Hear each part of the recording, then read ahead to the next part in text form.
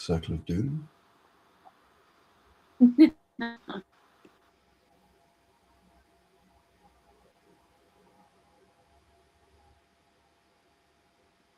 It says we're live, but so far, here we go. And there we are, Nickita. We are live again, but so far, here we go. Oh no, there's on YouTube. Echo. Yeah, I've got rid of the echo. Okay. It's all gone. It's all gone. So welcome back, Nickita. It's been a few months, and I'm delighted to have you back, because when we last spoke, we spoke at length about the whole process of pregnancy and birth and natural births, the complications, the psychological complications, the amount of human indoctrination we've had from so-called modern medical science for what must be close on to, well, a century is probably a bit too much, but maybe a half century, that has conditioned humanity to think it cannot give birth without the intervention of so-called modern medical science, which has taken away human agency, taken away our rights to make decisions, taken away our belief that we are empowered to make those decisions, taken away our ability to understand what the risk involved in those is, and has left us feeling as though we are subservient in a way to the medical industry in a process that is as natural and as old as we are. And your advocacy in this area is second to none. I was fascinated by our original discussion. And as I said at the end of that, I hadn't realized quite how much you have moved into both the pre-birth aspect, which is the human condition, and the post-birth aspect, which is dealing with human beings afterwards and making sure that we get out of this cycle. And so I really wanted to, I've sort of labeled this, how do we get humanity back to natural living, which is nice and broad. I wanted to give you, with that small intro, the free rein to take this wherever you wanted to. And I will ask stupid questions, as I always do throughout. I'm trying not to reverse mansplain, and looking at it from a male's position, who usually is just an even more pathetic spectator than anybody else might be in this process. But I think it's important. I think it's so important for men to understand this too. I mean, there isn't really much that's more important in our lives than being there and assisting and understanding the process of childbirth. And, as an aside, this horrible abortion change that we've just seen go through the House of Lords runs completely contrary to, you may have different views, I doubt it, but you may, completely contrary to what you're trying to achieve here, I think, possibly, and we can talk about that if you disagree or even if you don't. But with the dropping birth rates and the difficulties that some women have in having children, it seems very counterintuitive to go down that route. But I don't want to raise that hornet's nest before we're ready to go into that. So can I ask you just to reintroduce yourself to those who might be listening, who don't know who you are, who may be listening new, and then to pick up the thread wherever you want to from that rather long and rambling introduction. Absolutely. Thank you, Bernie. It's not rambling at all. Thank you so much. My name's Nickita Stark, and I am the founder of When Push Comes to Shove. And When Push Comes to Shove is, for lack of a better expression, it's the world's only decentralized maternity structure. And what that means is I train women to be birth practitioners, natural birth practitioners, and we pair them up with people that need them. Our predominant role is to provide informed consent, provide them with information so they can make choices. We don't do anything medical. I heard someone say women don't need a midwife now, they need a lawyer. Yeah. So we're kind of here to go, do you know what? Here are your human rights. This is how birth physiology works. So medical is needed. I don't like this divide. There's cognitive dissonance you see it all the time with activists, birth activists. There's this very black and white thing which humans really love. They need to have an ultimate right or wrong. I don't really like grey, but I'm here to go, oh, sorry, there's grey. And people will be like, well, you know, it has to be hospital just in case anything goes wrong. And then you've got people on the other side of the spectrum saying, no, it must be at home and it must be a free birth and it must be this, that and the other. Well, that's not helpful for anyone, because you're not meeting women where they're at. You're not meeting families where they're at. And underneath all this, what's going on now in the birth world, how we can see a rise in C-section rate. Well, nothing's really changed in a woman's body. But what has changed through generations is a very fried nervous system. And women are expected to make choices, informed consent choices, with a nervous system that is wired. And that is the problem. So my role in all this, I'm a birth practitioner. I have been for 17 years. I specialize in physiological birth and advocacy. So I help women to navigate the system, be it in pregnancy, afterwards, social services, whatever. But the other thing I do is I created a psychological model called human dynamic self-inquiry. And the reason I did that was because I was observing so many traumatic births, but what I was spotting, I was like, this isn't primary. This birth trauma is not primary, this is secondary. And it's like a mirror of someone's nervous system. So if going back to childhood, if someone has been in an environment where it's not necessarily abusive or narcissistic parents, or there's no overt neglect, but we are living in a society where we are perpetually soothing and numbing rather than feeling and understanding and healing. So we have children, young girls that grow up with a nervous system of, I better not rock the boat. And you're going to make choices through that lens of the nervous system which you're operating from. You're going to make choices from this emotional blueprint. And yes, it's nuanced. Yes, what happens when there are incidents in maternity care, such as death or injury, the system tightens and they create stricter policies. And that's why we see what we see now. So we have lots of birth activists saying that these regulations are stupid, but why are they there? Because we sue them. That's why they are there. Now, I'm not saying that's a good thing for them to do, is to tighten and create more policy. That isn't the answer. And the answer from the other side is not, oh, well, we'll just all free birth in a yurt. The answer is women need to be met where they're at, which is where their nervous system is operating from. So I train everyone to understand themselves before they step into a birth room, because if you don't understand yourself, you're going to bleed over people that didn't cut you. Because let's say you've got a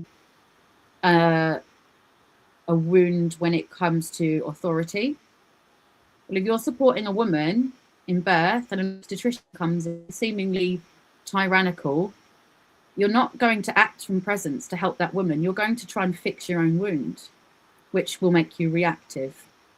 So my mission right now is to help as many birth workers understand themselves, understand their own patterning, their survival adaptations, so they are able to sit in neutrality and hold space for a woman without projection. And we've done well. I mean, I've trained about 160 women in 10 countries. Our C-section rate is 7% versus higher than 50 in some hospitals in the national average. So, I mean, we don't have a direct comparison because we're not serving hundreds of thousands of women. We're serving hundreds at this stage. So we don't have that direct comparison. But what we can see, if you take 3 random women off the street, you're going to bet 2 of them have had a C-section. Not that C-section means bad, more misguided. But we're not seeing that when push comes to shove. I think the women that are coming towards us for help and support are taking responsibility for their own birth. But I'm not here to say you have to take responsibility, because there is a system that will take over for you and you can use it. some women's nervous systems aren't ready to take responsibility because it will fracture their sense of self. But we do need to meet women where they're at, which I'm not seeing much of at the moment. Just more fear, much more fear than there ever has been. And since 2020 and the divide, and for argument's sake, let's call the divide the narrative and the freedom movement. Well, since that divide has got wider and wider, I see even more fear, and women are making decisions to free birth. And if you don't know what that is and you're watching, it's just to give birth without any medical assistance whatsoever, which you're entitled to do. It's your legal right. There is no legal requirement for you to engage in midwifery services. But I am seeing women choose to free birth because they're scared of the opposite. And that is not a good choice. That's a fear choice. They're scared of hospitals. The hospitals, yeah. Hospitals, the alternative. And if you're scared of the alternative, that is not a good place to make a choice from. That's fear-based. And you're going to make it with a nervous system, again, that is fried. And when I see fear, I see problems. When I see fear, I see meconium, so babies pooing in the womb. It's all a knock-on effect. And I think we really need to start with ourselves. We can't just keep going outside ourselves and blaming the system, because we've created that. It's our collective nervous system have created the thing that we're defending against. And what I see in the freedom movement are activists trying to solve a problem with the same level of energy that created the issue that they are complaining about. Let me come back to that, because you've raised a point there that I want to go route. I want to go down, and you alerted me to that just before we went live. But I suppose one can understand the fear of hospitals. What I suppose in a way is less obvious or maybe it isn't, is that the assumption might be that there is no such thing as midwifery without it being attached to a hospital, to the NHS. Is that the reason why you think your services, or services like yours, and that there aren't that many people doing what you do, are not sought, and instead they choose a I think you call it a life birth, or a home birth, whatever it is, I think you call it. Free birth, sorry. Well, I think for the most part, people don't realise they even have a choice. I've seen lots of people within the freedom movement and come up to me after I've done a talk, and they said, "Oh my God, I didn't realise I could even do that." I mean, forget home birth. They don't realise that you can free birth. They don't realise that you can give birth at home. They don't realise there are other options. And I think lots of people go through the system assuming that these guidelines that they're hearing spouted out at them are law, but they're not law, they're guidelines. And I don't think most people understand that. They're being told what to do. Now, I'm not here to say do the opposite, that's daft. But I'm here to say, why don't we have a look at the nervous system in which we are making our decisions from?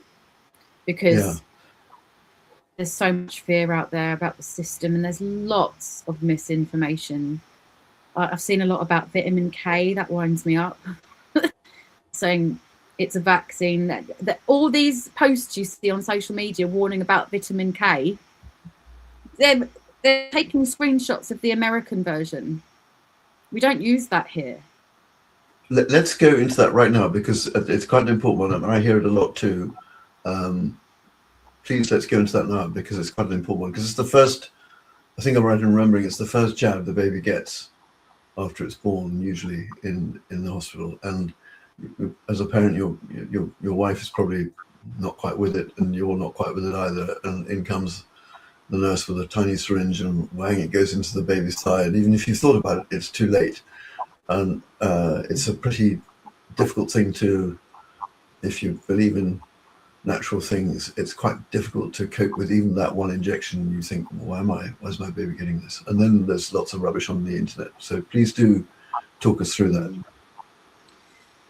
Okay, well, let me start by saying I'm not an expert in vitamin K. I know a little about it, but I don't know everything about it. And if you do want to learn as much as you possibly can about vitamin K, and you're trying for a baby, or you are pregnant, buy any book you can get your hands on by Dr. Sarah Wickham. Dr. Sarah Wickham is the oracle on the subject. There's nothing she doesn't know about it. And that's where you're going to get informed choice. So in the UK, when a baby is born, they are offered vitamin K. Now, offered is the correct word. You can decline. But you need to know what you're declining if you are declining. Don't decline just because, oh, it's another vaccine. It's not a vaccine. It's not a vaccine. There's all this information in the freedom movement. Don't take it's just another vaccine as a black box warning. No, it's not. It's synthetic vitamin K. And it doesn't do all the things you hear horror stories about.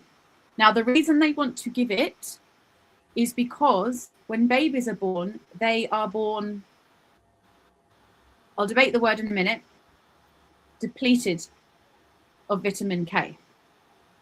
And if you don't have decent vitamin K stores, there's bleeding issues, and you can end up with what's called vitamin K deficiency bleeding, internal bleeding, and it does happen. So I see a lot. Let's just talk about vaccines in general. Second, see it on Facebook groups. All vaccines are evil. Don't do it. Cool. I can go that far because I can see there are issues, many issues with vaccines. But where I have an issue is when all these mums and dads are saying, no, we're not vaccinating, but they don't know why. And then their child gets whooping cough or measles, and it's almost like they were labouring under a misapprehension of, well, if I don't give them the vaccines, they won't get, well, of course they can get ill. Of course they can get ill. And then as soon as the child gets ill, their nervous systems start going, oh my God, what have I done? What have I done? Well, do you see the problem of making a choice from a fried nervous system in the first place? You're doing it from, okay, what can I control? And people are reaching for an absolute. If I don't vaccinate, kid's safe. If I vaccinate, the kid's safe. Well, there is no absolute in safety, is there? So let's make choices. Yes, we need information to make informed choices, but what's our nervous system doing? Because what I'm seeing again and again is not informed consent in the way we flatter ourselves to believe. I see nervous systems trying to feel safe and right. And I see protection and bracing. And I see parents carrying the unbearable weight of responsibility and trying to eliminate risk in an inherently polarized, excuse my French, fucked up world. We dress it up as research and responsibility or sovereignty, but underneath it is the same thing on both sides, and it's fear. So I think we need to really, again, come back to the nervous system and look at this. But let's go back to the vitamin K, all right? So people have seen all these awful posts about, oh, vaccine damage, and yes, they do happen, and yes, childhood illnesses happen. But vitamin K deficiency bleeding is very serious. And I'm not saying that to go, oh, you should have a vitamin K shot, because you shouldn't if you don't want it. But research before you do it and ask yourself questions such as, is my nervous system able to cope with an adverse reaction to vitamin K more than vitamin K deficiency bleeding in a newborn baby? And am I trying to come up with some sort of absolute? Because you can't. You can't. There is no ultimate safety. Babies are deficient in vitamin K. Now, they are deficient in vitamin K for a reason. It's to help with blood clotting, etc., from life in the womb out into the big wide world. Yes, we do have vitamin K in our breast milk, but it's not babies don't make their own vitamin K substantially until at least 3 months old. So are you actually saying now, you think they should have vitamin K? Are you on the side? Would you? Okay. No, I'm not. I'm not on either side. No, I'm just curious because I want to make sure that people understand which side of the thing you're coming down on, if there's a side to come down on. There is no side to come down on. That's my point. Yeah. And I think we need to start reassessing what we're doing here with these sides. So how do you, fair enough. So how do you advise someone then? I mean, do you say, this is more of a this is more as a hypothetical point, but if a mother says, do I let the baby have vitamin K or do I not? How would one go about advising a mother? I would say pick a Dr. Sarah Wickham book and understand the surface level stuff, as in the information, the evidence-based stuff. And secondly, check in with yourself. Where are you making this decision from? Is it fear? Have you got fear of authority and you're just signing the freedom movement for the sake of it? Or do you actually understand what you're dealing with? Because I didn't give my child vitamin K. And she's fine. But that doesn't mean to say another baby won't. I recently dealt with vitamin K deficiency bleeding with an 11-day-old baby. I went to see the mum. I could see the baby had a bruise on its arm. Then I looked at the tummy and the cord stump was weeping. And there was some marks on the baby's chest, which looked like burst capillaries. And I thought, this child's internally bleeding. Now, the baby was internally bleeding. The baby had vitamin K deficiency bleeding. The baby had been born at home, free birth, natural. Mum caught baby in water. There was no medical intervention, and the baby still had vitamin K deficiency bleeding. So my message to people is, let's let go of black and white, and let's find the grey and make your choices. You can read so much about the fear side of things, and you can read so much about the, oh, don't worry, if your baby gets whooping cough, you can use sodium ascorbate. Yeah, that's all well and good, but again, it comes down to a more regulated place, and it feels very different. You know, there's always going to be uncertainty when it comes to parenting. It's the most scary job there is, trying to keep your child safe. But if you've taken your time and you haven't been rushed or shamed or pressured into proving anything, you're going to weigh things up and choose what feels fine for your family in that moment. So if you think to yourself, if I gave my child the vitamin K and they didn't, and they had an adverse reaction, how would you cope with that versus if you didn't give your child a vitamin K and they had vitamin K deficiency bleeding?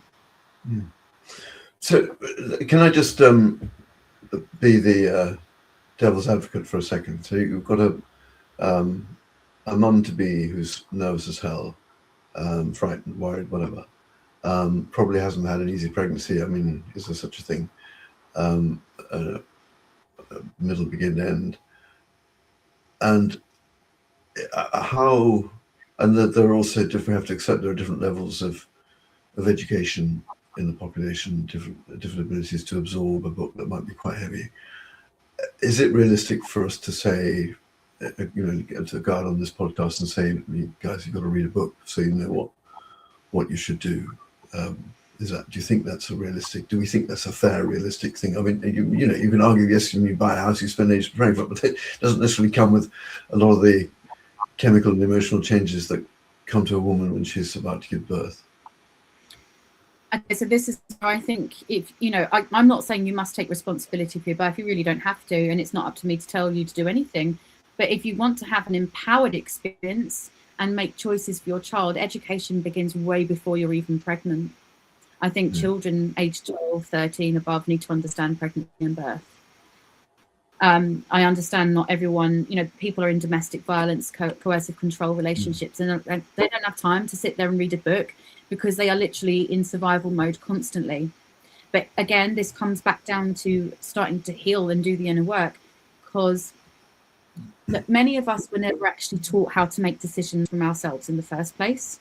We go on about trusting your intuition as if it's something everyone actually has natural access to.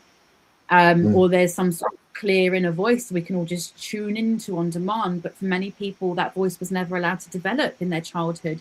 If you grew up in an environment where safety depended on pleasing others or following rules or not rocking the boat or getting things right, you learn very quickly that certainty lives outside of you.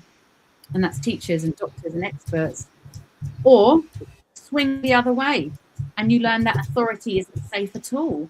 So you trust no one, you're hyper vigilant, and you have to figure everything out yourself. And that's always researching and chronically braced. And both are adaptations to stress. Neither is your true inner authority.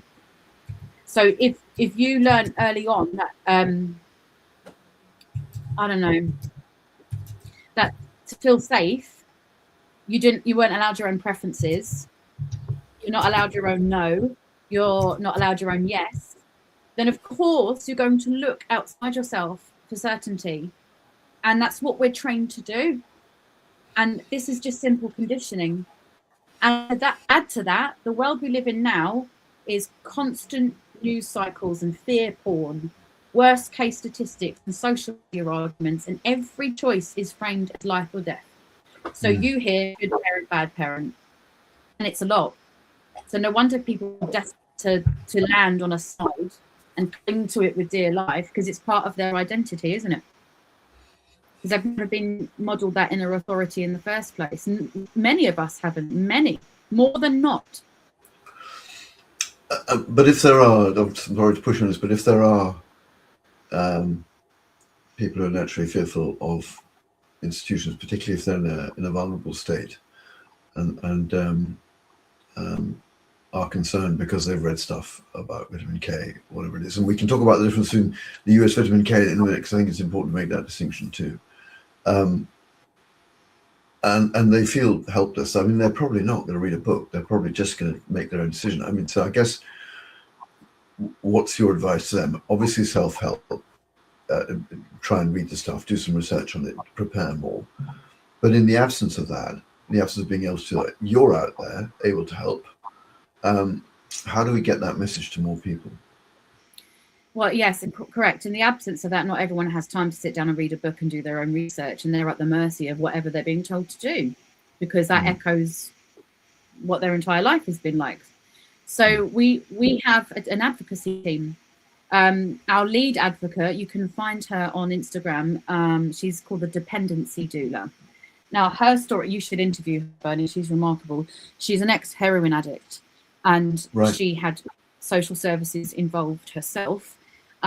She managed to get herself off of heroin, and more to the point, off of methadone, which is about as common as rocking horse poo. No one ever gets off of methadone, but she got herself off of it with a natural protocol of sodium ascorbate. And she then trained with me to be a doula. She got fiercely into advocacy, and now she's now our lead advocate. So when we have women who have been referred to social services, or even domestic violence cases, we somehow managed to have evolved outside the normal remit of birth. But Charlotte will handle everything from domestic violence, coercive control, helping people to escape turbulent relationships, so helping people with social services. We get so many calls with Section 47s, and Section 47s are basically the social services determining that the child is at risk. So you've got a Section 17, which is a child in need, and a Section 47, which is a child at risk. And usually with a Section 47, they're looking to remove the child. I wanted to talk about that today, because I hear so much nonsense, sorry to say, in the freedom movement. You've got activists out there going, don't register your baby. If you don't register your baby, they can't take your baby. No. And I have challenged all these so-called common law experts every time I to do a talk somewhere, and there's someone that's just walked off stage talking about sovereignty and common law. Cool. How'd you get a baby back out of care using common law? No one's managed to answer me. They've postured and going, oh, they can't do that. I'm like, oh. Great. You got anything of any substance to tell me? No one's been able to do it. And I was recently contacted by someone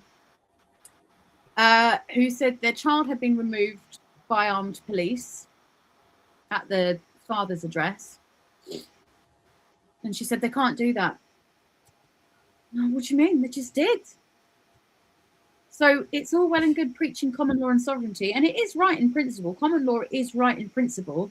But if people are listening to these activists out there who are saying, don't register your baby, or don't answer to your dead entity, or don't,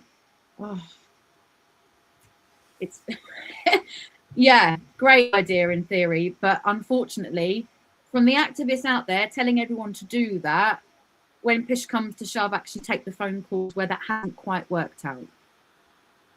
And they want to talk about common law and sovereignty and not say the dead entity and law under God, all this.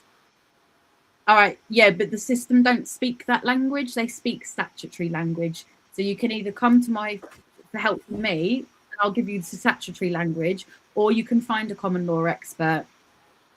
And they never seem to find one when a child's been taken. Never. And it gets me kind of fired up, because it's so sad, because I see these broken parents who have taken the advice of not registering or ignoring letters because they're using their dead entity name.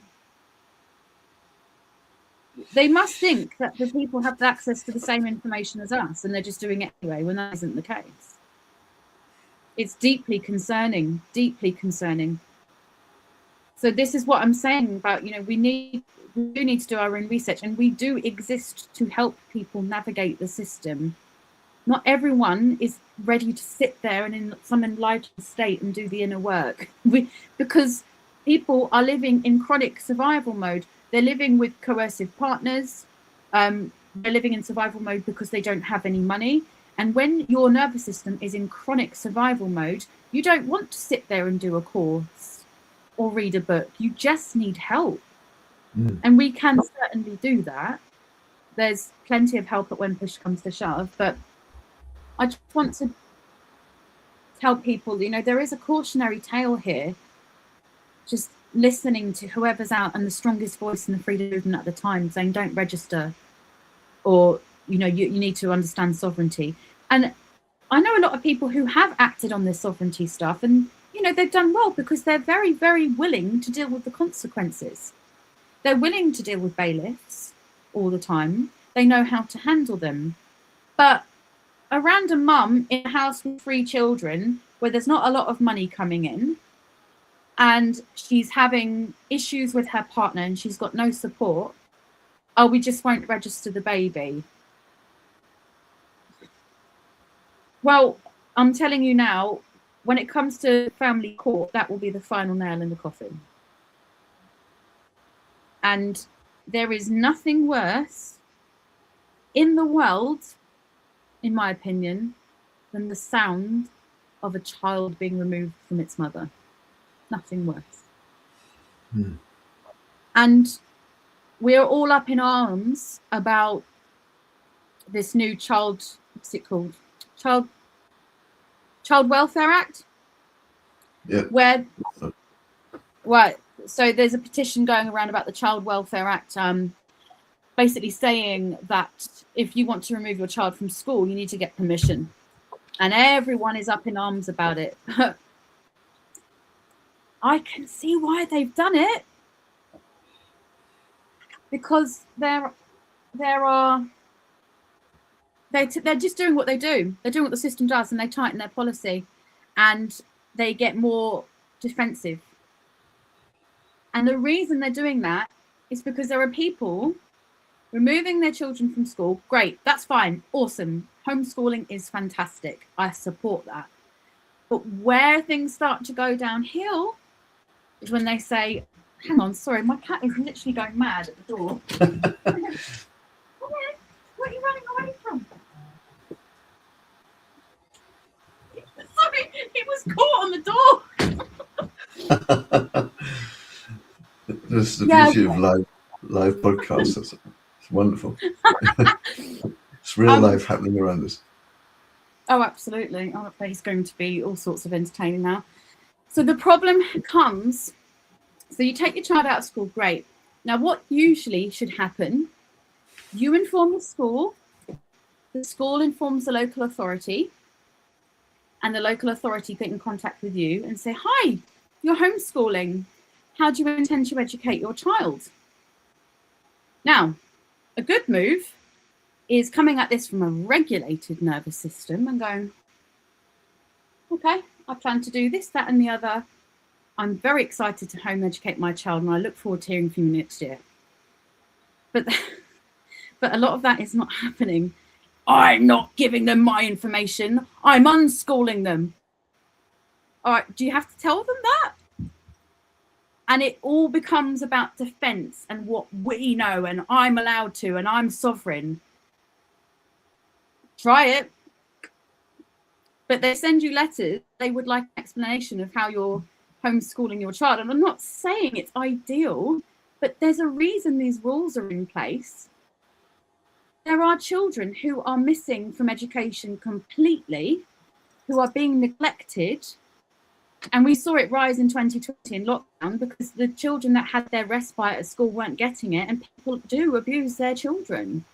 That's why it's there. And I know we shouldn't tar everyone with the same brush, but we have not quite evolved to that state where people in systemic practice are going, totally understand your right to unschool, and I get that, sister. Like, that isn't happening. We need to come at this with the golden thread and understand how to talk to people. We can't just get defensive and go, oh, you don't have any right to blah, blah, blah. Well, that is, I mean, you can talk like that, but you'll see where it lands you. But we have to help people understand how to talk to people in authority. And if we come at the angle of, you know, down with the system, screw them, I don't have to do anything. Well, that's fear, isn't it? And that's not going to solve anything. I mean, can you, sorry, go on. No, continue. Well, I was going to say, I mean, it's hard not to have some sympathy with people following the COVID fiasco and their fear of institutions when you saw what happened. The mistrust in institutions is huge and getting worse. The mistrust in all our institutions of state is getting worse and worse. The perfectly reasonable mistrust in our government is getting worse and worse. Everything that was promised that this government would do, it's virtually done the opposite. So one can sort of see that the default position is one of distrust and one of everything the government says one should do the opposite. And I wonder what the best psychological way is of addressing it. I take your point entirely that the freedom movement is fighting itself. But that's not a great thing, and that's obviously what in part is intended, because we're not meant to succeed. There is some good information out there. One has to be very discerning and careful about picking it up. But I wonder whether we need to rethink our strategy in terms of finding sources. I mean, things like Heart Group are doing that to a degree as they can, but of course there are enough people out there trying to discredit those groups and make people fearful, and so people are more focused on the differences than on the things that unite us, and that's the challenge. But I suppose coming at it in a way, one has to be sympathetic to people who have had a bad experience and mistrust the institutions that have let them down. Well, I don't think I get it. I really understand what you're saying. There's no one more sympathetic than I to that, because I see what systemic trauma does to people. So in social services referrals, what usually ends up happening, if someone's referred to social services, there's a clear pattern in the nervous system pattern that they may not have been referred to social services before, but that person usually has a major unhealed wound when it comes to authority or not being heard. And it obviously mirrors out in their life in the form of, in this case, social services. Now, the system end up re-traumatizing an old trauma. So if someone's core wound is, I'm not heard and I don't have any autonomy, that wound is going to keep appearing in life constantly until you start to look within and change the lens in which you're viewing the world. But most people can't, they're not given the tools to do that. So of course, it gets worse and worse, and it ends up in the form of a social services referral, and they go straight into that, oh my God, I'm not being heard again, no one's going to listen to me. And this is where we have to help people. Now, what happens in social services is something called paper tigers. Because we don't have the one-to-one, first name basis sort of relationships with our doctors and our midwives, no one knows each other anymore. So let's say you've got a midwife who has just had a woman come into hospital in labour. She's never seen her before because she's not registered with the system because she wanted to have a free birth. Totally legal. Or the midwife sees, the lens in which the midwife is viewing this is outside of ordinary. I need to make a social services referral because there is such thing as child trafficking and baby farming. The midwife has a duty of care. I understand why she makes the referral because it is not common for people to free birth. And until society evolves to a point where it's more commonplace again, women have autonomy and choose to birth wherever they wish, until we're at that point, which we're not, I understand why midwives make referrals. So, woman, she's got an inherent wound of I'm not being listened to. That is why I'm choosing to free birth because I'm not going to be heard by the system. That wound is been there for years. This is old. And it's going to be exasperated by the midwife making a social services referral. So the midwife writes her notes. The social services see the notes. The social services don't know the woman. The midwife doesn't know the woman. And on paper, it looks bad. Concealed pregnancy, the midwife might write. Concealed pregnancy. That is not good. Other child not registered with the GP. Other child not in school. All these little things cause the system red flags. And on paper, it don't look good. And that's what we call paper tigers. It's actually a lamb, but what we're seeing is a tiger. And because these papers are being passed around to people who have no context of what's happening, it looks rather scary and things escalate. Now, that woman who has just been referred has already got this fearful wound of I'm not being heard and not being respected because this started way before she was 7 years old, is going to be re-traumatized. So the system that is put there to protect us actually ends up re-traumatizing women. It's the most vicious circle. That's why we are here to help women. Hey, like what I tend to do a lot of the time, so with our lead advocate, Charlotte, she will take the practical side of things, help them with their Section 47, help them to advocate for themselves and show them these are your choices, these are your rights. And I will take that person and help them understand how they've got there emotionally in the first place and to start doing that sort of inner work. Because one without the other, I mean, we all need the practical stuff, but I think the golden thread is when we bring this together and see how has this got to where it has.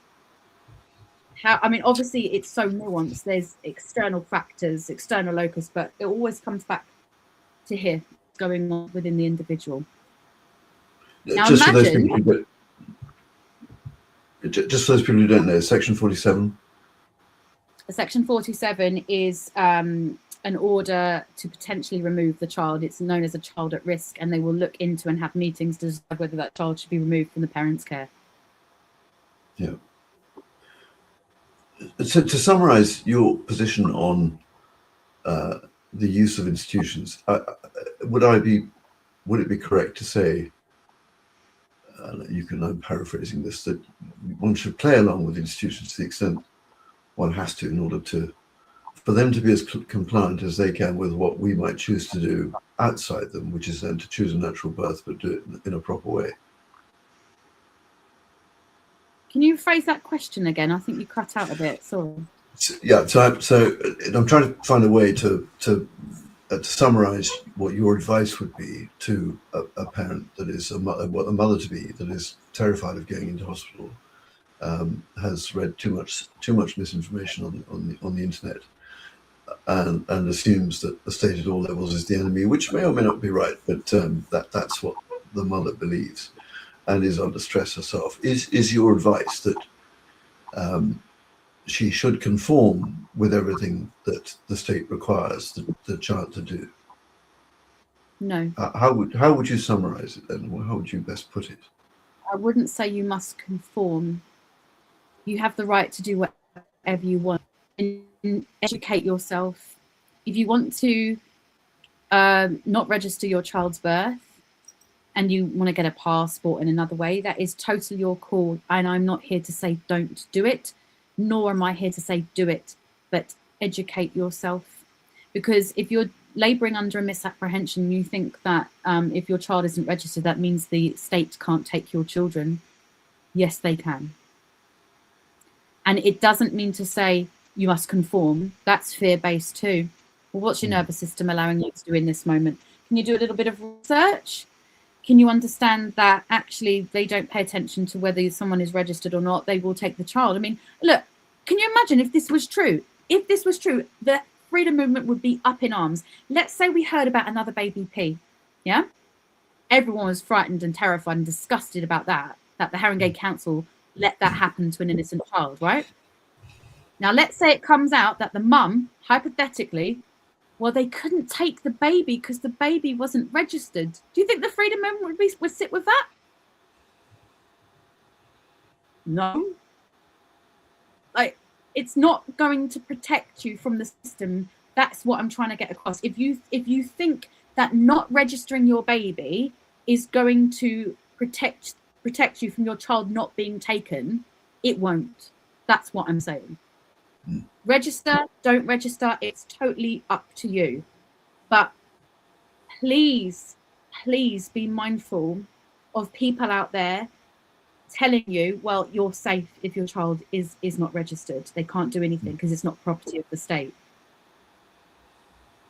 And even in just the sovereignty movement, like, I've had a friend that got arrested, taken into court. The judge said, state your name. I'm not stating my dead entity, she said. And he went, all right, well, they haven't turned up, so you better arrest them because they haven't turned up for court. And here, have another night in the cell. See if that will focus your brain a bit. You think the people who are arresting and judging are sitting there reading common law? And even if they are, it doesn't matter. It's not recognised. But I'm not saying just dismiss common law, and I'm not saying dismiss sovereignty. I'm saying, where's the golden thread? You can hold both. We haven't evolved to a collective consciousness yet where we can totally scrap that. This is a gentle dance and an evolution into love. We are certainly not going to get from where we are now with more fear and more anger and more screw you, screw the system. It's just like throwing fuel onto a fire. It's not going to work. Now, I understand why so many people are traumatized by the system. I get that. And I don't have this secret sauce. I don't have the solution. I honestly don't. But I am here to maybe point at some things that you can do. Start looking at how familiar this feeling is. So when your midwife is dismissing you, that's not a new feeling. No one can trigger you. They can only reveal what's already inside you. So let's say you've got two people, same midwife. The midwife says the same thing to both women. If you go overdue, your chances of stillbirth will double. You've got one woman that will go, okay, I trust my body. I've done my research. And you got another woman that will go, I was fine until she said that. The midwife made me ill. Where do your feelings take place? Inside you or outside you? The midwife can't make her feel anything. It's already there. There's already doubt in that woman's mind about her own autonomy. If she's been brought up in an environment that does not allow for autonomy and it's not safe to make your own decisions, that midwife will certainly trigger you and hold a mirror to what needs working on. And we blame the mirror. They made me feel. Maybe. Or maybe there's something to look at there. Now, not everyone is in a situation to do that, and people are vulnerable and they need help, which is exactly why we're set up the way we are. So we can help people navigate the system. On the website, I've got so many free resources, what to do if you report to social services, So many things that can help people. If you go onto Charlotte's page, the dependency doula, she's got lots of resources there to help. You can book a phone call with her. We are here to help. There's also the autonomy hotline, which are fantastic. And they've been helping women for the last 5 years, not just women, even things like abuse in care homes or neglect, medical neglect. There are places out there, but we just need to get the word out. And look, the truth is, people are going to operate from fear until they don't need to operate from fear, but that won't be an outside job, that'll be an inside job. But look, back to the vitamin. Go on, Bernie. What I was going to say, you've read my thoughts, which is pretty good, because there's quite a lot of glass and air between us, and poor connections. So telepathy is alive and well.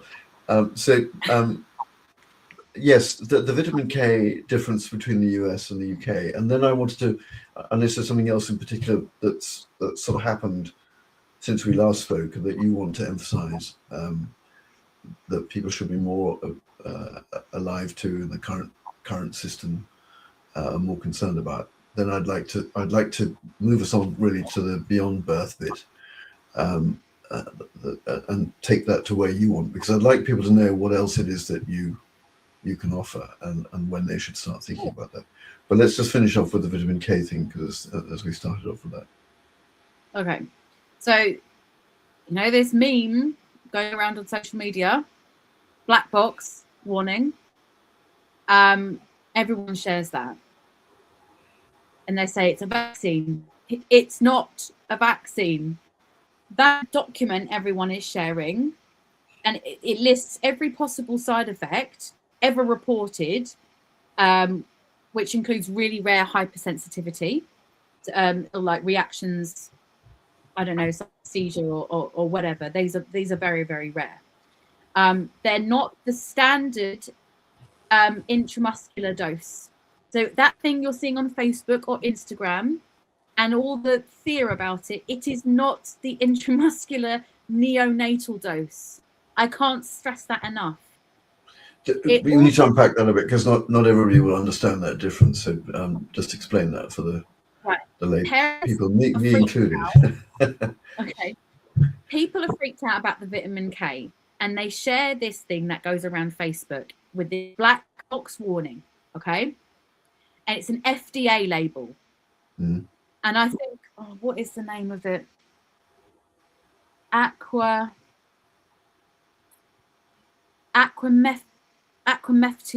I think it's aquamethitone, but please don't quote me on that. It's a vitamin K1 injection, and it's used in multiple contexts. Okay, not just babies. Right. It's not a vaccine. That document that is circulating everywhere, it's not talking about the injection that babies receive. So babies receive an intramuscular neonatal dose, and it's not that thing that's circulating on social media. That isn't it. Or they can get oral drops. Now, it also mentions in these posts, I think it's benzyl alcohol, because the US formation of the vitamin K contains it, but the UK neonatal preparation doesn't.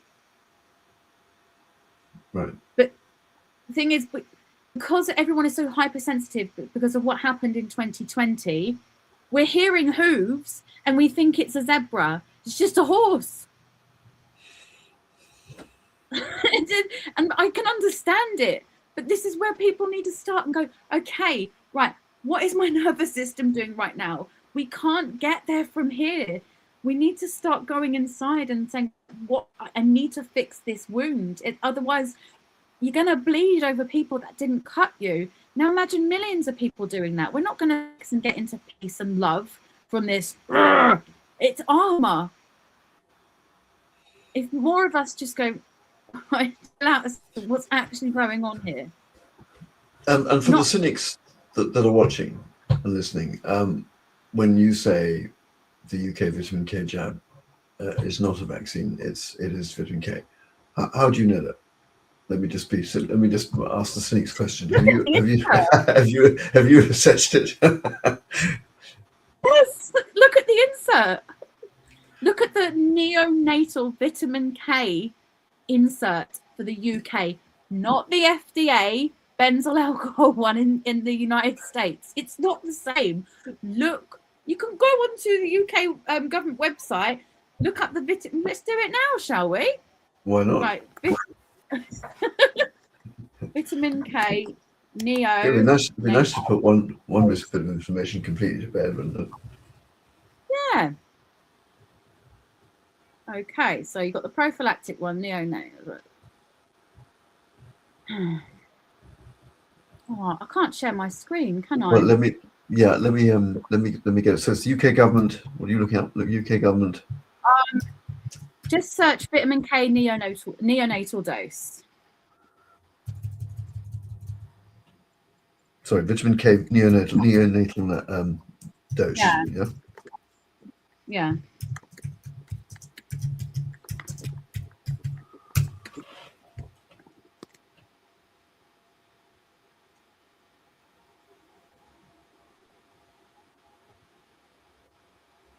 So I've got PubMed. I've got NHS Scotland. We don't want PubMed. That's US. Look, basically, vitamin K is simply a fat soluble vitamin. Mm-hmm. It's the same nutrient found in foods like leafy greens, and the body uses to activate the clotting factors in the liver. Newborns are obviously naturally low in vitamin K. It's not a flaw. It's part of physiology. But it does mean a small number of babies, and I can't emphasize that, a small number of babies are at risk of vitamin K deficiency bleeding. It does happen. Unfortunately, as much as we love nature and stuff, nature isn't perfect. Yeah. And sometimes there are issues. People, there is confusion. They think it's a vaccine, and it's not. It's basically just synthetic vitamin K. There are two options. There's an intramuscular injection or oral drops, and the baby has to have 3 doses of them because a lot of it dribbles out the mouth. Yep. What website are you looking at the moment? I can't find it on. I've looked it up. I can't find them. I'm just getting US stuff, which is. Oh, yeah. PubMed. Yeah. Okay. Actually, I've got an NHS one here. Vitamin K supplement for newborn babies. Is that the one? Yeah. So it should say something called phytomendione, which is vitamin K1. That's the exact brand they use.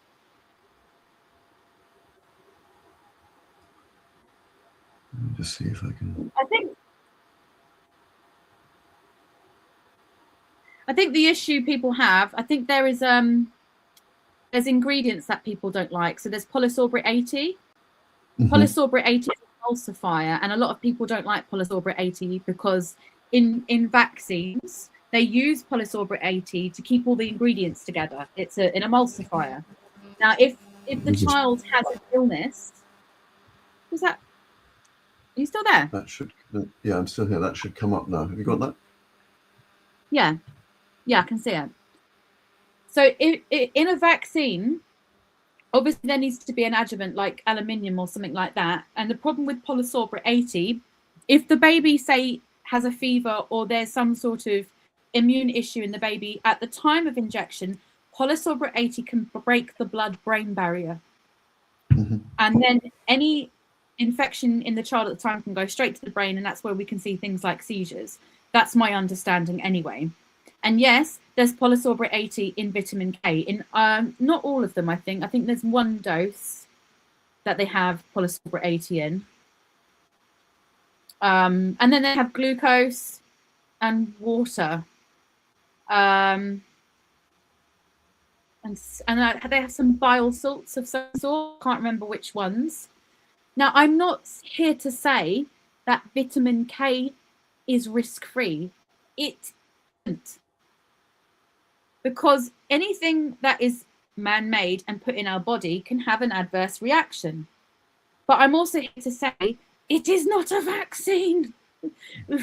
Read as much as you can by Dr. Sarah Wickham. Don't believe everything you hear just because someone in the freedom movement is frightened. Very good. The more you look into it, the more, in fact, the more people are empowered with information and actual information. Now, here is a good idea. You want to read about all the fearful stuff that you can use to prove your identity, and see everything is a conspiracy. Why don't you read the other side as well? Read both. If you're willing to read the other side, that will tell me you've got a much more regulated nervous system and you're not fixed in the identity of being right. If you let go of the idea of being right, you're more able to actually look at both sides and get to that really nice golden thread of neutrality. And the more information you have, the more empowered you are. You need to be armed to the teeth with information, especially if you're going into a maternity system in this day and age. Yeah, that seems frighteningly logical.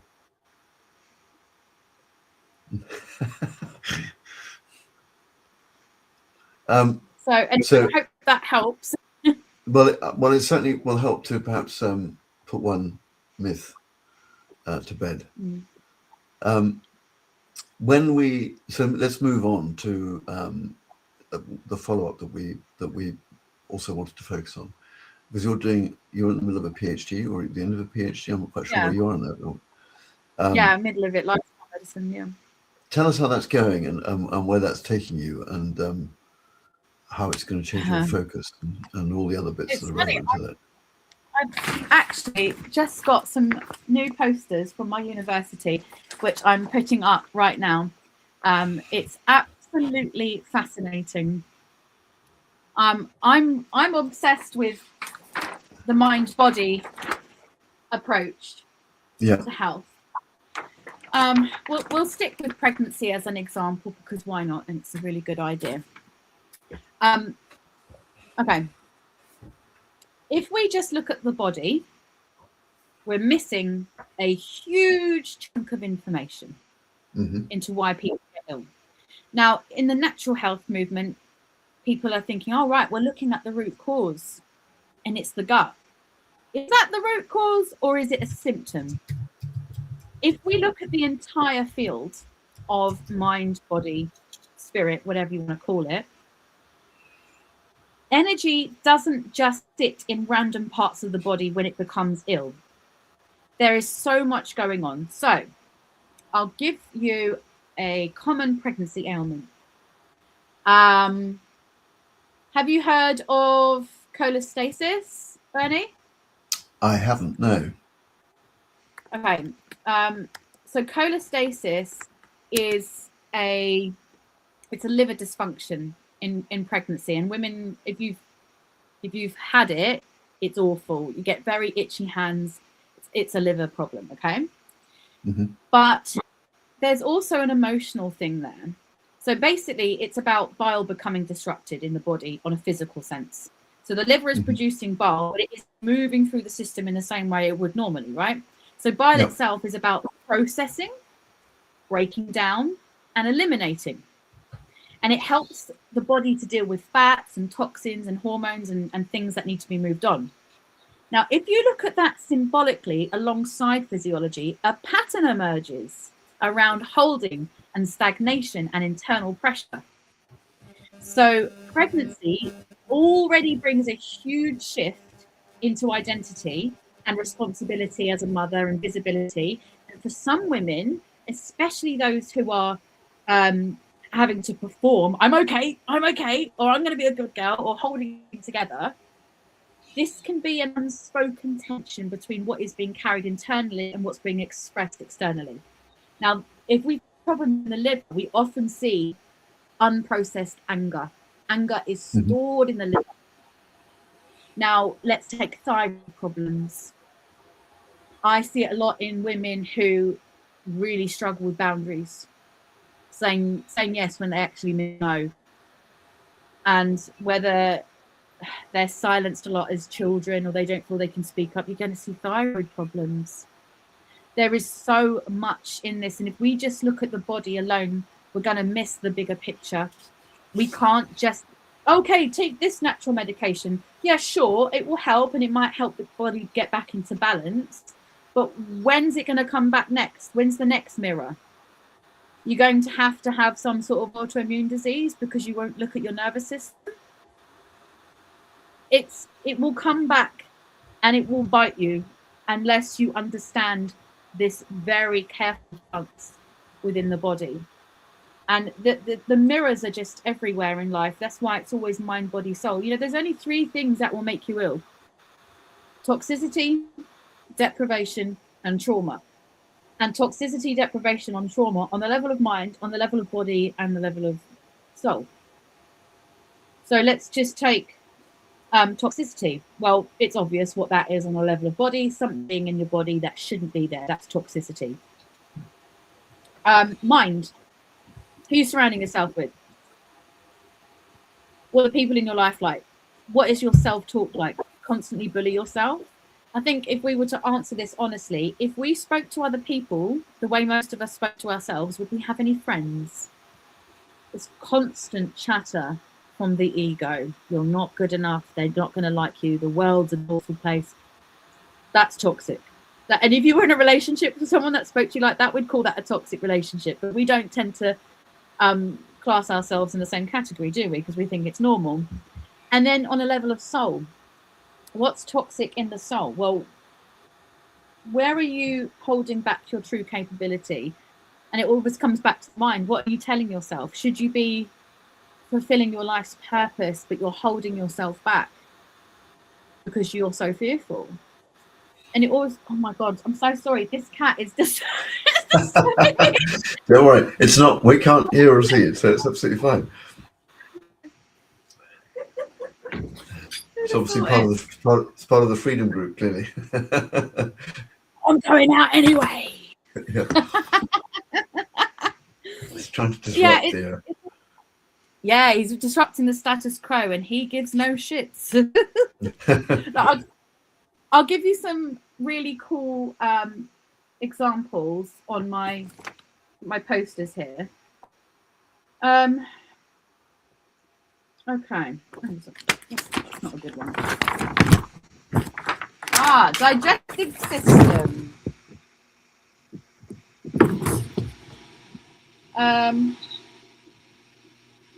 Okay, so connective tissue. Any issues in connective tissue, that's down to self-devaluation, weakening, loss of elasticity, scarring. So it's self-devaluation. Lymphatic tissue, how you define yourself. And if you've got a weak self-definition, you can see a weak detox, immune deficiency, inflammation. I mean, we could have a whole episode about this. But it's important to have the whole picture. Well, it is for me because I find it fascinating. Most people might not be interested, but I think it's super important.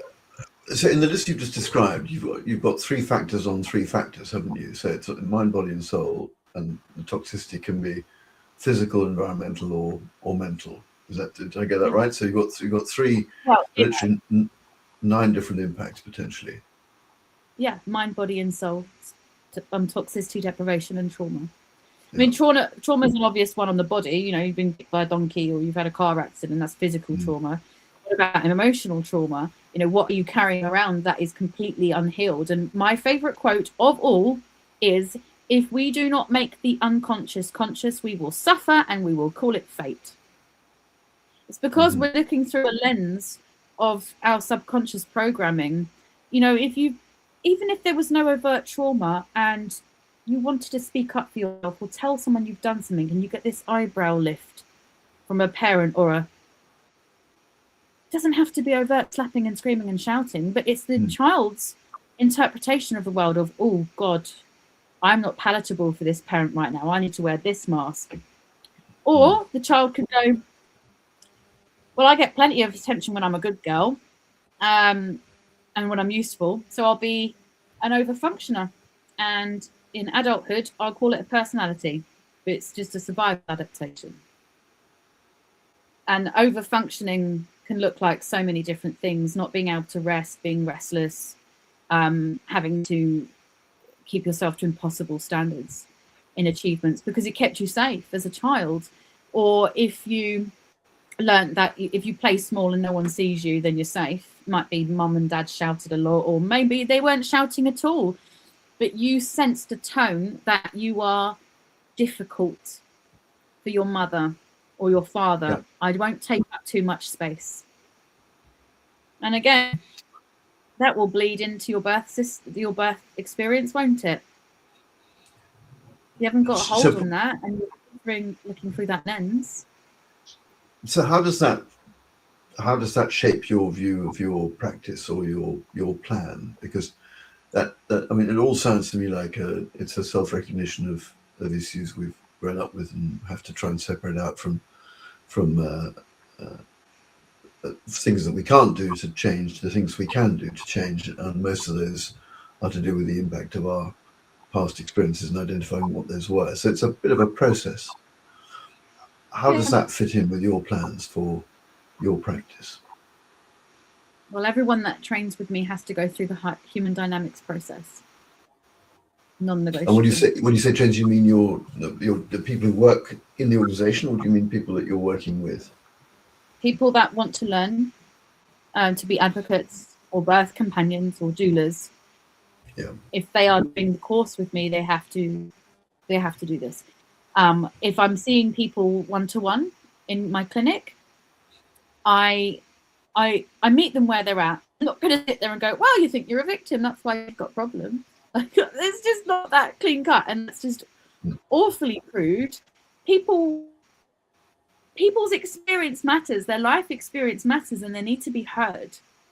So my job when I'm working with someone, whether it's for illness or they've got emotional problems, I have to meet them exactly where they're at. And we can't pile this on. I'm being interviewed by you now. I'm telling you what I do as a framework and, just my opinions. I'm not even saying I'm right. And I think that's half the problem. We've got this obsession with an identity.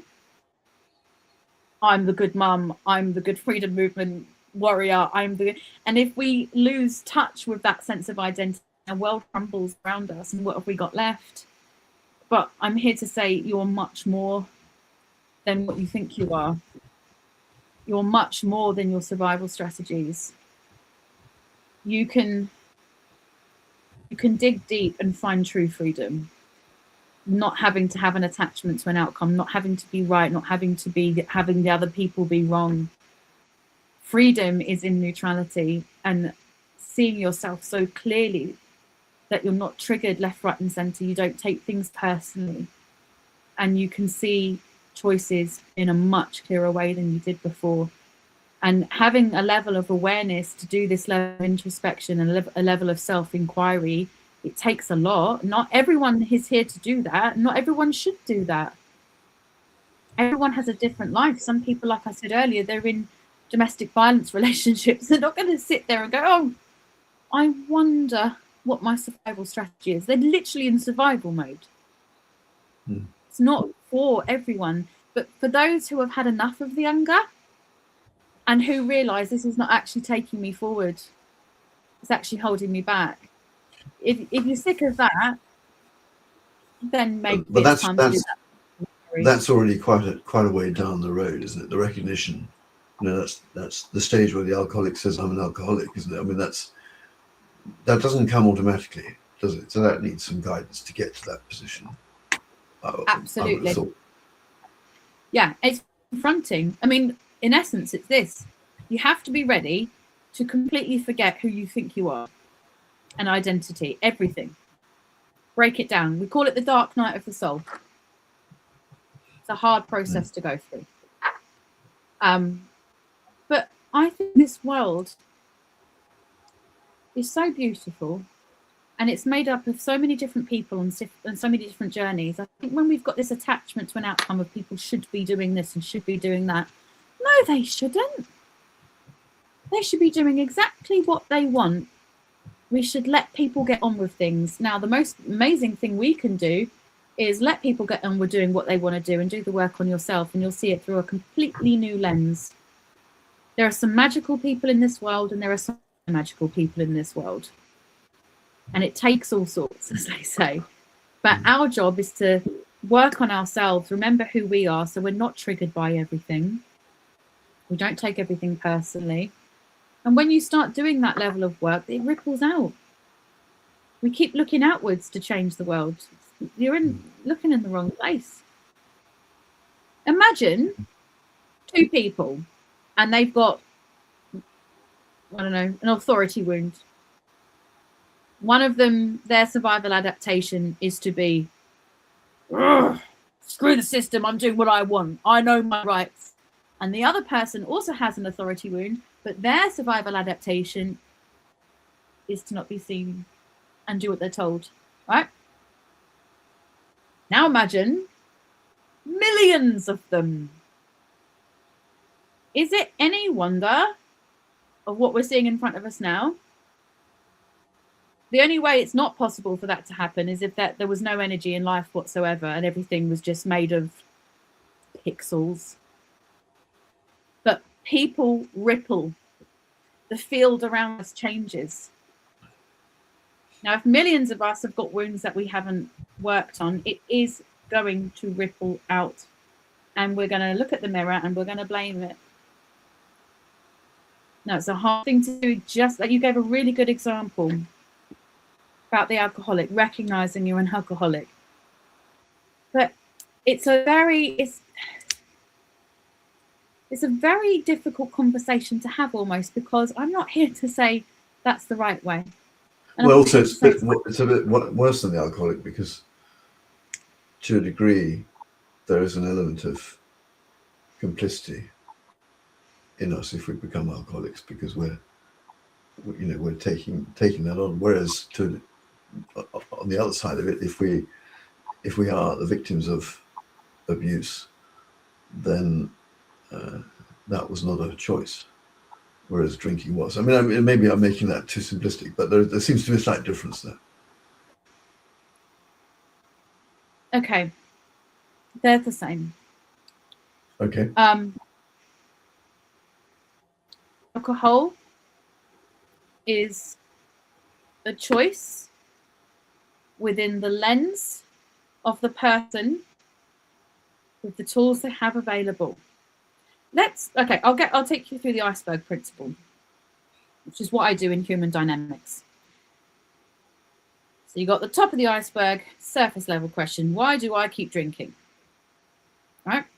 Most people go to the fixing layer, and that's where they'll stop. Well, just don't drink. Go to AA. Ooh, cool, problem solved. But underneath the fixing layer, you've got the identification layer. And this is the level of questioning that you'd have to ask yourself if you are to go there. Who am I when I'm not drinking?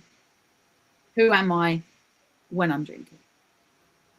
Everyone has an identity, and they will hold on to it for dear life, because it's their worldview. And then when you've got your worldview, if that's shaken, what have you got? If you want to go below that, you go to the nervous system layer.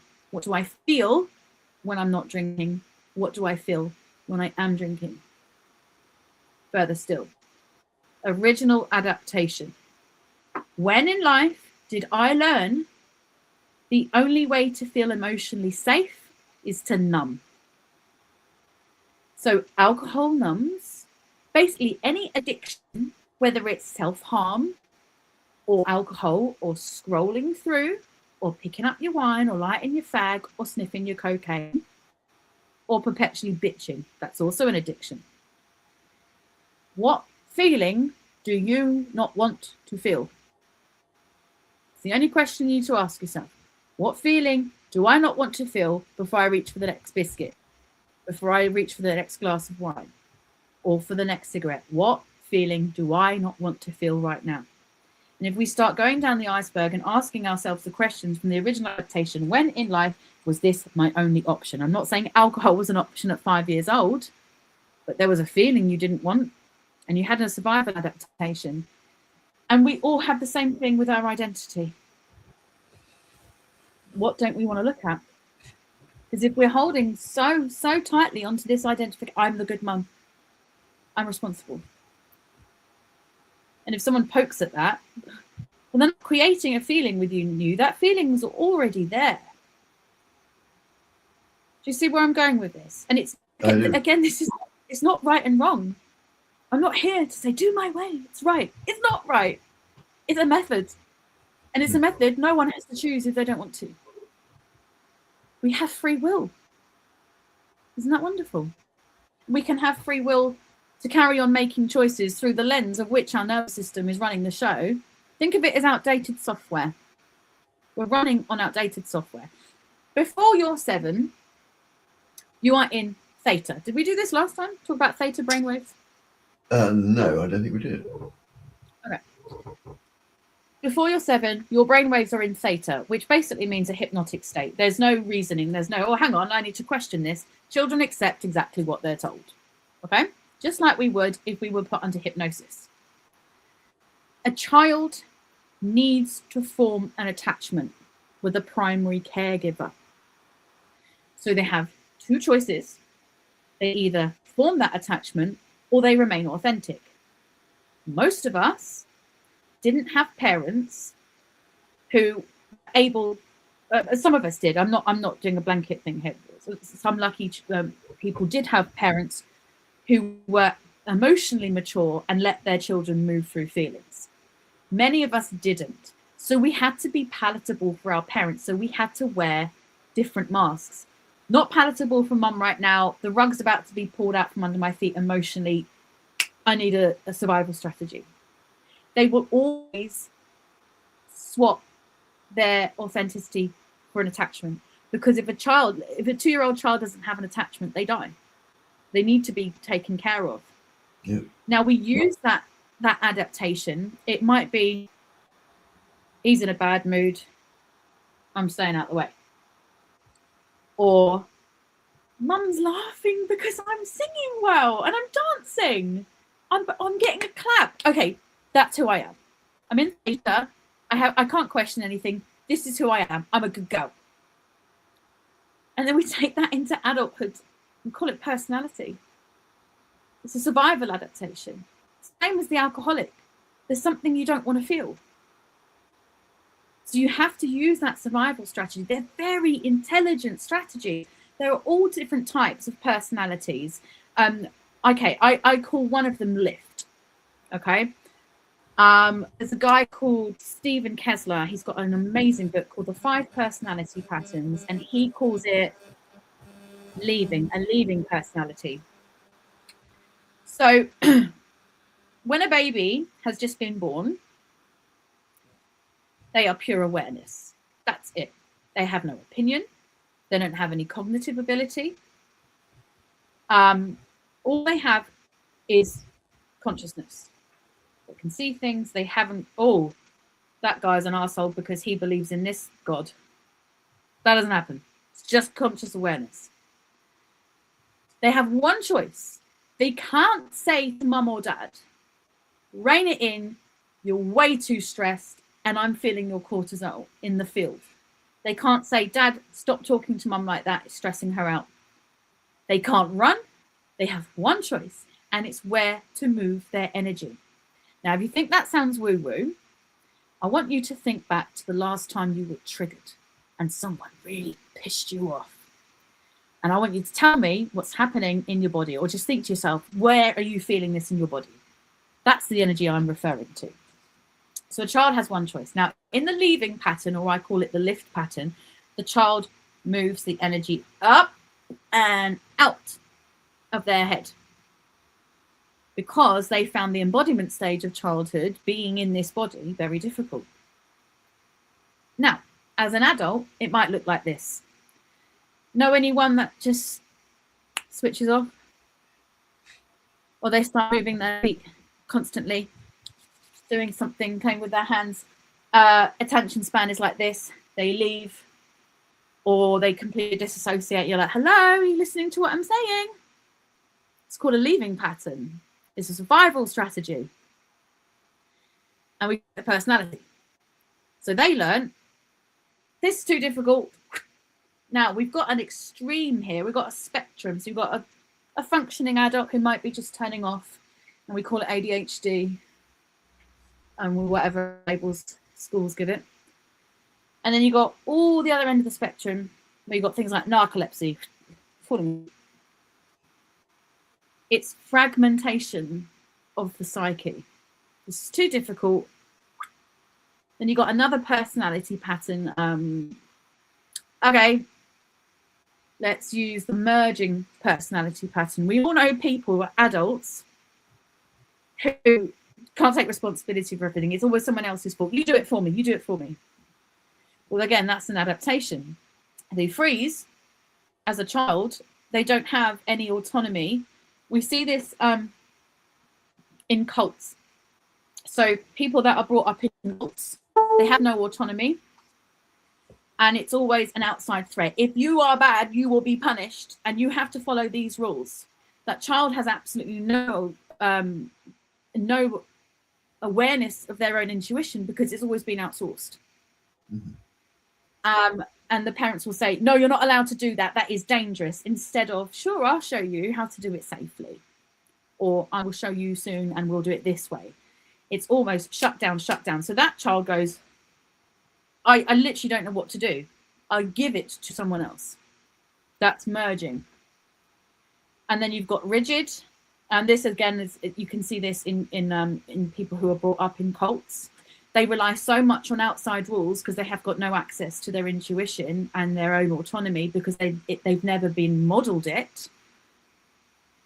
Very rigid pattern. Spreadsheets, black and white thinking. No, can't even begin to entertain that. That's dangerous. I was taught that was dangerous. There's no grey. It's a survival strategy. Don't know how we got into this conversation, but there we go. But we got there because I was saying to get to the point of, and you were making a comparison between my example of the alcoholic and he's alcoholic and how we get there. Yes. So, well done. I'm glad you're paying attention. Yeah. So I guess the question for me, and I've got Sarah Wickham's site up, so I'm going to put that later so people can take a picture of it if they want to look her up. Coming back to the earlier part of the conversation, just don't let me forget.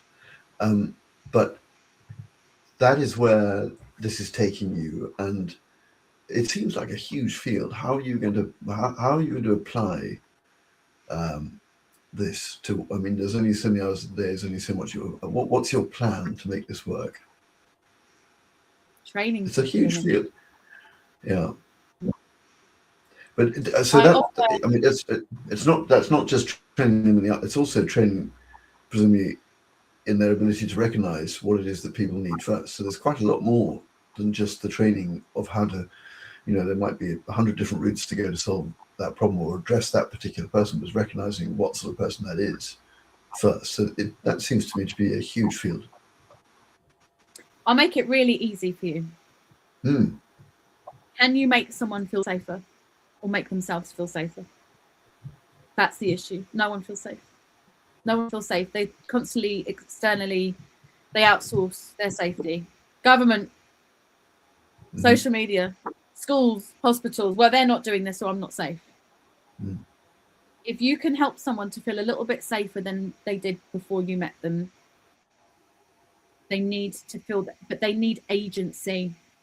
And so many people have been brought up not to have agency. No, that's true. And absolutely. Well, another way of putting that is, I suppose, taking control. Yeah.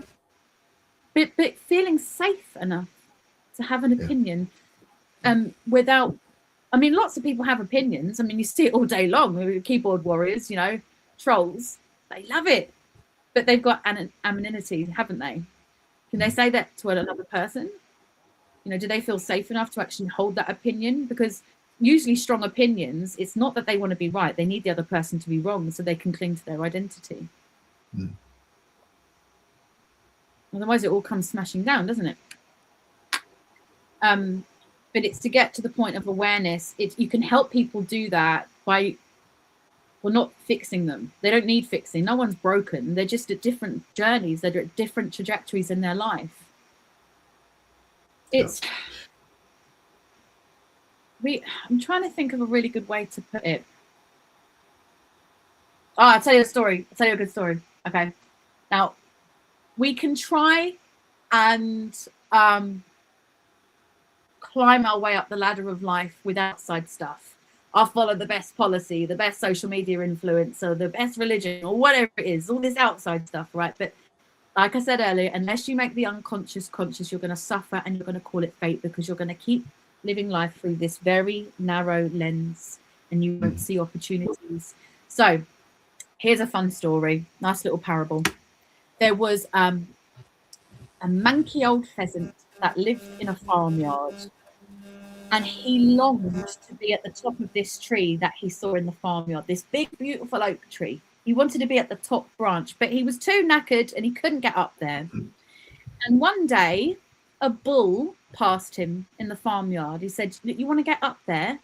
I tell you what to do. You need to eat my poo." And the pheasant went, "That's disgusting. I don't want to eat your poo." He said, "No, I'm telling you, it will get you to the top." So he thought, "Oh, I'll give it a go then." Anyway, sure enough, he ate the poo.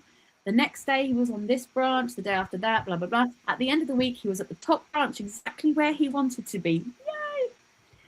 And then a farmer came out of his house, sat on the rocking chair on his deck, saw a big manky pheasant at the top of his oak tree and got his shotgun, killed him. The moral of the story is, bullshit may get you to the top, but it won't keep you there. Very good.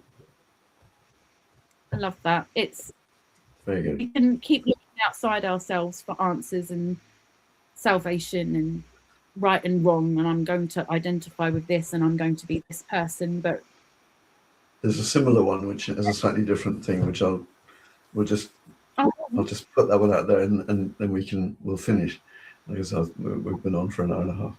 So this is a flock of birds in the north it's in winter and they need to travel south, and one cocky little teenage bird says, "No, I don't want to. It's nice up here. What are you worried about? It's far too early to fly south. We can stay. You know what? I don't understand. Mum, Dad, I don't understand what you're worried about, so I'm going to hang around."